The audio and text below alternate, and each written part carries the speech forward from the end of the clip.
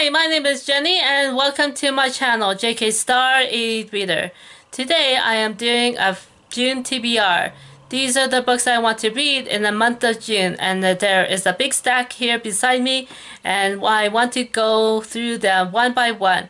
So here goes. The first book that I've shown you, it is Dark Witch by Nora Roberts. So I started reading this and it is something that I take as something that I can sort of browse through over the next week or so. It's something that I don't have to take too seriously, but at the same time I do want to know how the story goes. And so the story, it follows Iona, who is an Irish American woman who decides to travel all the way to Ireland, where she will be living and meets up with long lost cousins. She's about to figure out things about her legacy that she has from her ancestors, and there are a couple of different timelines where this book is set, way in the olden days as well in the modern times. So yeah, it's a bit of a mystery and adventure story, and I look forward to reading the other two volumes in this trilogy. So Dark Witch by Nora Roberts. Next I have On Salma Lane by Rue Freeman. So this is a book that I started and I have a firmer grasp of what this book is about. So please ignore what I said in my previous video. And so this book, it looks at the families living on Salma Lane, who in the country of Sri Lanka. And so the story at the beginning, it focuses on the children of these families and how they live together and play together, and how the parents' politics and squabbles, how they affect the children. And so the book, it starts off in the late 1970s, and just before the start of the Civil War that impacts the country for many years. So yeah, this is On Salma Lane, and the author herself, she spends time in Sri Lanka as well and as the US as a scholar, researcher, and activist. So yeah. The next book I have to show you, it is Mango and Peppercorns. This is a non-fiction book. It's a memoir as well as recipe book by Tung Nguyen, Catherine Manning, and Lin Nguyen with Elisa Ng. And so this is a book that details aspects of the chef's life. She grew up in Vietnam and had to leave it as a refugee. She ends up in Florida where she meets the other author, Catherine Manning. Catherine Manning is from Iowa, and she has moved to Florida after traveling to different places. And there, Tung Nguyen and Catherine Manning become housemates. And so together over time they form a business partnership where they operate a Vietnamese restaurant, and the recipes are ones that are developed over time. And so Tung Nguyen had already been discovering herself as a talented chef when she was still living in Vietnam, and so it's a skill that helped raise herself and her daughter as she lived in the US. So yeah, so Mango and Peppercorns by Tung Nguyen, Catherine Manning, and Lin Nguyen with Elisa Ng. The next book I have to show you, it is this complete work, William Shakespeare Plays. And so this is a book that I purchased to help with the readings when I was taking Shakespeare in college. And the play that I want to read from this volume is The Tempest. So I have it marked here.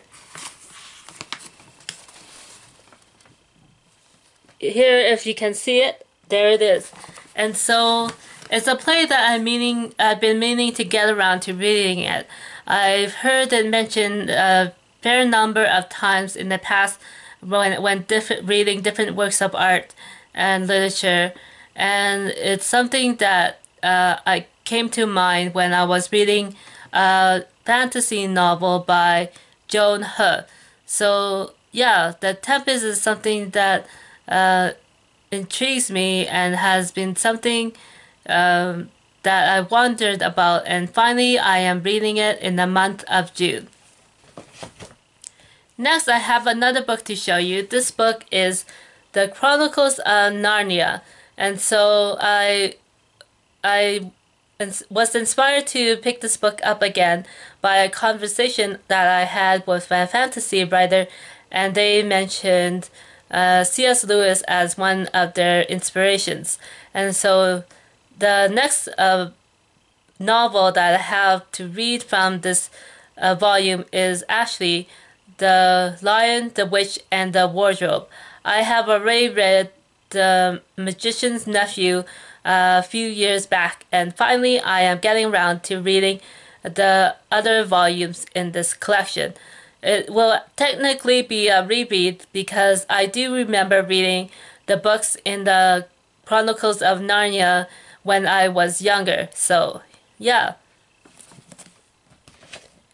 Next, I have another book. It is Bitter Medicine by Mia Tai. So this is a book that I've had for a couple months now, and finally I am getting around to reading it. This is actually a good time for me because I tend to hold on to new releases and have them linger around until they become old releases. So it's good that I'm actually getting around to a 2023 book. And so yeah, Bitter Medicine. And this is about a descendant of the Chinese god of medicine, who is an ignored middle child, was destined to become a doctor. Instead, in order to protect her older brother, she is underemployed as a mediocre magical calligrapher at the Fairy Temp Agency. So I remember hearing about this book being cozy fantasy, and so I'll have to see for myself. And so yeah, Bitter Medicine by Mia Tai. Next, I have another book that I've held on to for a while, and this one is Dial A for Aunties by Jesse Q. Sotanto. So this should be another breezy a mystery this time, and it involves aunties who want to solve the problems of the young people around them. And so yeah, I think this will be a fun book to read. I've heard mixed reviews about this, but I do want to check it out for myself and see how it will turn out. So yeah, Dial A for Aunties by Jesse Q. Sotanto. Another book I have, it is The Underground Railroad by Colson Whitehead. So I read 2 books by this author. The first book was Zone 1, which is a literary zombie novel.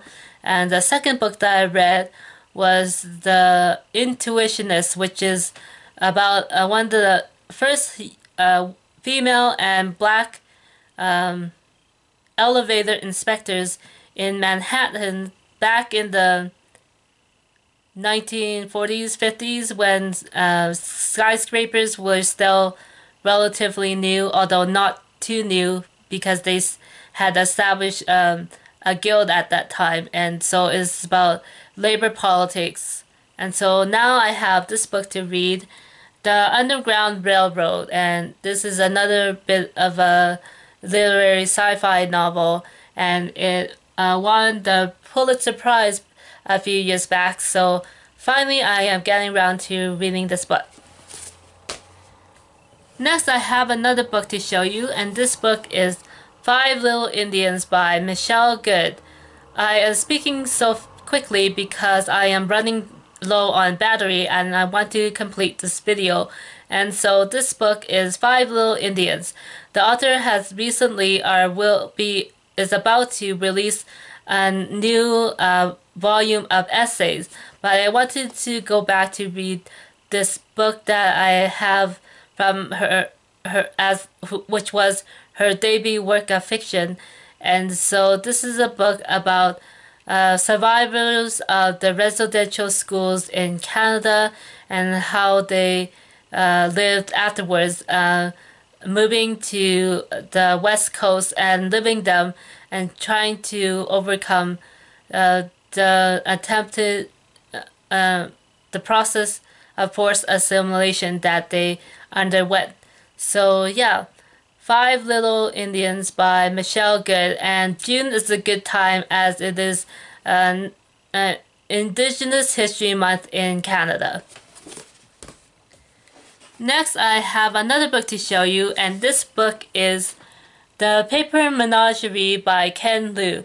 So I started this book a few years ago, and I think I've read only a couple of stories from this volume. I'm ready to go dive back into this book, and I'll finally be able to say that I've read a book by Ken Liu. I have other books by him in this library room. It's just that it's taking me around a while to get to them. Another book that I would like to get to, and this book is The City of Brass by S.A. Chakraborty. And so I know this author has a new adult fiction title that was released not too long ago, but I have not had a chance to read anything by this author, so I decided to go back to the trilogy that brought her name to the public. Sorry, that made her name. Yeah. So yeah, The City of Brass by S.A. Chakraborty, which is about a thief in Egypt, in ancient Egypt, and how she was able to survive, and somehow she manages to find real magic, even though she was a con artist trying to fake her magic. I guess that's how I can describe it. I'm not being very eloquent as I am speeding through this book.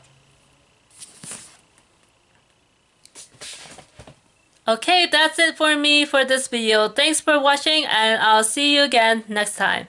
Bye!